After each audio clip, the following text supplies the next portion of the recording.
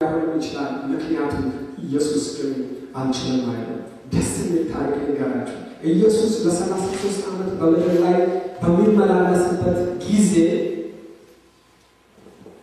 ስራውን ከጨረሰ በኋላ ወደ ሰማይ ሊያርግ ፈለገና እኔ ብሄድ ይሻላችኋል እኔ ከሄድኩ በኋላ አጽናኝ ልክላችኋል እሱ ሲመጣ የነገርኳችሁን ያስታውሳችኋል በውስጣችሁ ይኖራል በጣም ይሻላል እርሱ ቢመጣ ይሻላል ብሎ ነገራቸውና እያዩት ወደ ሰማይ ወጣ ብሎ መጽሐፍ ቅዱስ ይናገራል ከወጣ በኋላ የተናገረውን ቃል ስላመኑ ቁጭ ብለው ይጠብቁ ነበር ከኢየሱስ የሚሻለው በዚህ ዘመን የሚሆነው ኢየሱስ የመሰከረለት ቢሄድ እለቀዋለሁ ያለው ያ መንፈስ ምን ይሆን የሚያውቁት ነገር የለም ግን ይጠብቁ ነበር የነገራቸውን ነገር አምነው አንዱ ለአንዱ እየተመሰካከረ ከ12 ወደ ስንት ልብ ብለዋል ወደ 120 ልብ ብለዋል ተሰብስበዋል ማርያምን አብራ ይጸልያሉ ጸሎታቸው ምንድነው ያ የሚሻለው ነገር ምን ይሆን ሃሌሉያ ማን የተናገረው ጌታ ኢየሱስ ነው አንድ ቀን አለፈ ሁለት ቀን አለፈ ሶስት ቀን አለፈ አራት ቀን አለፈ ስምንት ቀን አለፈ ዘጠኝ ቀን ሆነ ምንም የለም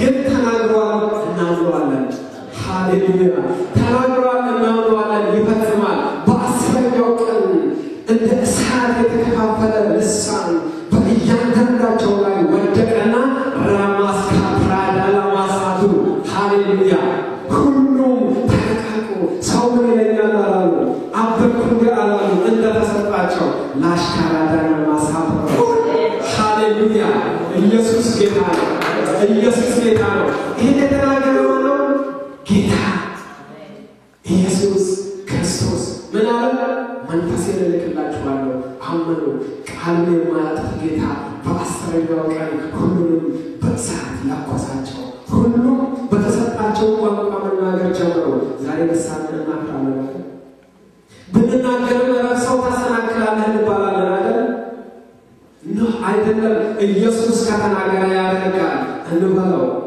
መውጫ መንገድ አንፈልግ እርሱ መውጫ ማለት ዛክራዳ ማንተዋል ሁሉም ተሰባሰቡ እንዴት ነው እነዚህ ሰዎች የሌላ ሰዎች ቋንቋቸውን ከየት አመጡት ሬስካባና ማስከሰማይ ሃሌሉያ ለምን ኢየሱስ ክርስቶስ ስለተናገረ የተናገረውን ቃል የማያጥፍ ይሁን ብሎ የማይፈራ ሲናገር ለማድረግ ጨክኖ እንደሆነ የሚያውቅ ጌታ ሃሌሉያ በምን በእሳት እግዚአብሔር ስሙ የተባረከ ይሁን እግዚአብሔር ስሙ የተባረከ ይሁን እስከመጣ ድረስ እስካለም ፍጻሜ ድረስ ሁሉ ጊዜ ከእናንተ ጋር ሆናለሁ ያለው ጌታ ቃል ሰጥቶ ቃሉ ሳይፈጽማል ለዚህ ነው እግዚአብሔር ባለው ነገር የታወቀ ነው ቃሉ መጥቶ ወደ ምድር ሳይሰራ አለ ልክ እንደምን እንደዝና ወርዶ አረሰሶ አርቅሎ እንደሚሄድ ማለት እንደሰማ የእግዚአብሔር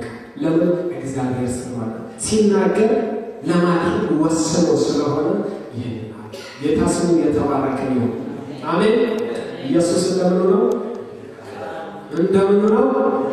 ጌታዬ እንደምን ነው እንደቃል እግዚአብሔር ስሙ ይባረክ ዛሬ አንድ ቃል ብቻ ይዘን እንሄድ ኢየሱስ እንደምን ነው መከራ ያስነሳችሁ እንኳን ብትሆኑ ቃሉ ታደሱ ወገኖች እንደምን ነው እንደቃል ዮሴፍ በእስር ቤት ደከመ እግሮቹ በእግር ብረት ሆኑ ደከሙ ታሰሩ ስለዚህ እግዚአብሔር የተናገረው ቃል እስኪፈትነው ድረስ ሆነበት ነገር ግን ማን ነው ተናጋሪው እግዚአብሔር ነው በመጨረሻ ሰዓት ሊያከብሩት አስቻሉት ሃሌሉያ ሊከብር ተጣደፈ ለምን ቃል አለው ከሰማይ አምላክ ቃል አለው ቃሉ ይፈጸማል ሙጭጭ ነው ኢየሱስ ጌታ ነው እግዚአብሔር ስሙ የተባረከ ይሁን አሜን አንድ ስፍራ ነብላችኋለሁ ሮሜ 12:2 ላይ እግዚአብሔር የተመሰገነ ይሁን ጌታ ስሙ ይባረክ ሮሜ 12:2 እንደዚህ ይላል የእግዚአብሔር ፈቃድ በእርሱ በጎና ደስ የሚያሰኝ ፍጹም የሆነው ምን እንደሆነ ፈትናችሁ ታውቁ ዘንድ በልባችሁ መታደስ ተለወጡ እንጂ ይህን ዓለም አትምሰሉ ይላል። ይህችን ነገር ማየት የምፈልገው እግዚአብሔር አሁንም ቢሆን የተናገረው አንድ ቃል አለ። ምንድነው ያ ቃል? የእግዚአብሔር ፈቃድ እርሱ በጎና ደስ የሚያሰኝ ፍጹምም የሆነው ምን እንደሆነ ፈትናችሁ የእግዚአብሔር ፈቃድ ምንድነው? ለእኛ ያለው ምንድነው? የመጣው ቃል ምንድነው? ምን አድርጉት? ፈትኑት። ሃሌሉያ አሜን። ምን አድርጉት? ፈትኑት። ፈትናችሁ ታውቁ ዘንድ በልባችሁ መታደስ ተለወጡ እንጂ ይህን ዓለም አትምሰሉ። ምን ሆኖ ይላል? ትእዛዙ አንድ ነው። በልባችሁ መታደስ ተለወጡ እንጂ ይህን ዓለም አትምሰሉ። አሜን አሜን። ምን ሆኖ? በልባችሁ መታደስ ምን ሆኖ? ምን ሆኖ? እዚህ ላይ ትኩረት ስጡልኝ። ምን ሆኖ? እስቲ በሉላችሁ ተለወጡ። እግዚአብሔር የተመሰገነ ይሁን። ተለወጡ እንጂ ይህን ዓለም አትምሰሉ። በልባችሁ መታደስ እለውጣችኋለሁ ነው የሚለው አይደለም። እለውጣችኋለሁ ሌላ ነው። እለውጣችኋለሁ ካለ እኛ ምንም ኃላፊነት የለብንም፣ ምንም ነገር መስራት የለብንም። ለምን? ቃል ገብቷል። ስለዚህ ቃሉን ይፈጽማል። ግን እለውጣችኋለሁ አለ። እራሳችሁ በልባችሁ መታደስ ተለወጡ እንጂ ይህን ዓለም አትምሰሉ። አዲሱ ትርጉም ምን ይላል? በአእምሮአችሁ መታደስ ተለወጡ እንጂ ይህን ዓለም አትምሰሉ። ሃሌሉያ። አእምሮን መለወጥ የማስራ ነው። የኔና የናንተ ስራ ነው። የእግዚአብሔር ስራ አይደለም። የኔና የናንተ ስራ ነው። አእምሮአችን ካልተለወጠ፣ ራሳችን አእምሮአችንን ካልለወጥ ነው የክርስቶስን ሐሳብና ልብ ማግኘት አንችልም። ሃሌሉያ። ይሄ ነገር ነው ያለው በዚህ ስፍራ ላይ። በአእምሮአችሁ መታደስ ተለወጡ እንጂ ይህን ዓለም አትምሰሉ። በልባችሁ መታደስ ተለወጡ እንጂ የሚለው አዲሱ ትርጉም ምንድነው? በአእምሮአችሁ መታደስ ተለወጡ እንጂ ይህን ዓለም አትምሰሉ። በአእምሮ መታደስ ምርጫ ሳይሆን ምንድነው? ትእዛዝ። ጌታ ስሙ ይባላል። በአእምሮ መታደስ ምንድነው? ትእዛዝ። እግዚአብሔር ለሰው ልጆች የሰጠው ትእዛዝ ነው።